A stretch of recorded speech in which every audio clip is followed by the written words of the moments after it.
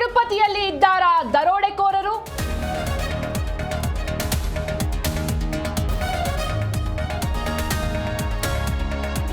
ಕೇರಳದಲ್ಲಿ ಮೆದುಳು ತಿನ್ನುವ ಅಮೀಬಾ ಅಟ್ಟಹಾಸ, ಕರ್ನಾಟಕದಲ್ಲಿ ಆರೋಗ್ಯ ಇಲಾಖೆ ಗೈಡ್ಲೈನ್ಸ್, ಮಾಲಾಧಾರಿಗಳಿಗೆ ಜಾಗೃತಿ ಪಾಠ.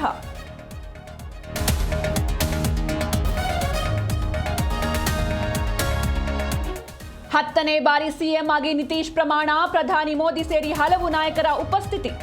26 ಸಚಿವರಿಗೆ ಶಪಥ ಬೋಧಿಸಿದ ಆರಿಫ್.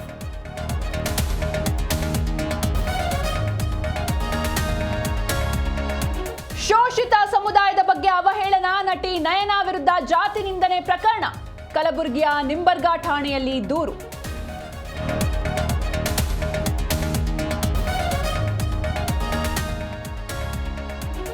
ಧಾರವಾಡದಲ್ಲಿ ಹಿಂದೂಗಳ ಮತಾಂತರ ಆರೋಪ, ಪುಟ್ಟ ಮಕ್ಕಳಿಗೆ ಗಿಫ್ಟ್ ನೀಡಿ ಟಾರ್ಗೆಟ್, ಮಿಷನರಿಗಳ ವಿರುದ್ಧ ಅಲೆಮಾರಿ ಸಮಾಜ ಆರೋಪ.